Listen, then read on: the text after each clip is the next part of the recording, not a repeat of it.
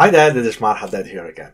In this lecture, I'm going to show you how we can connect to the Juniper device. Now, someone can say, which device should we buy? So actually, I'm going to show you here some of the devices that I have. So I have this device, which is SRX210. So you can see it over here. This is SRX210. So this device, I bought it a used one. So actually for this course, please, you don't need really to buy new equipment because Juniper equipments are somehow expensive one. So you can just go to eBay, for example, and you can find a lot of used products that you can get. So this is a used one that I bought it. I really paid only 20 euro for this one, plus shipment, of course. So 20 euro is not too much of money.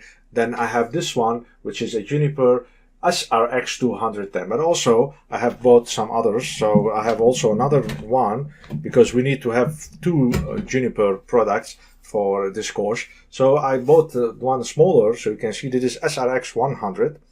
So SRX100 also cost me something like 20 euros. So all in all, I paid with the shipment somehow like 50 euros, so that's more than enough. And I have also a third Juniper as well, but we are not going to use it for this course. So actually, if you want to buy something, you should just get some SRX100, for example, even though that it is end of life. So Juniper, they don't support it anymore. It's end of life, but we can still connect to the Junos, so we can still do the configuration. And this is really cheap devices. You can buy them from eBay, for example, or any other marketplace.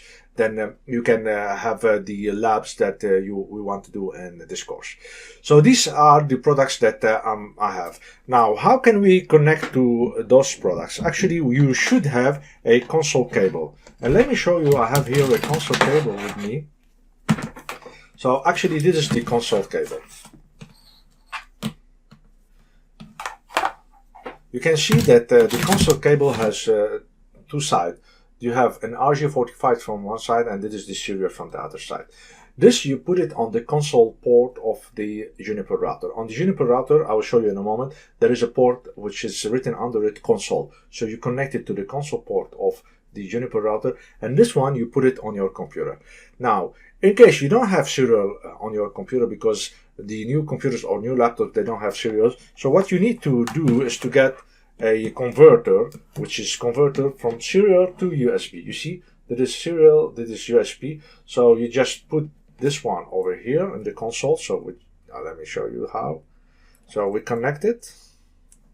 You can see that it is connected. And then I take this cable, which is the USB, I put it on my computer. This one, I put it on the console port of the Juniper router.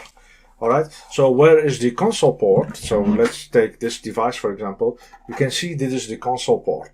This is the first one. It's written under it here, console.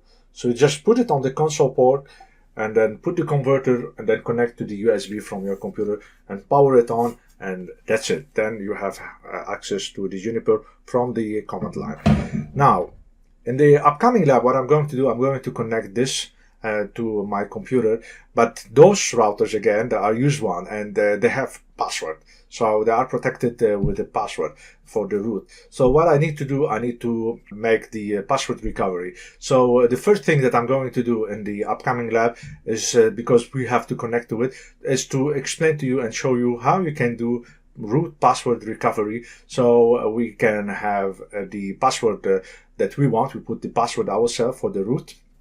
And then also I'm going to show you how you can load the default configuration, because again, this is a used device, so it has already some configuration on it. I don't want any configuration from the company that had this router.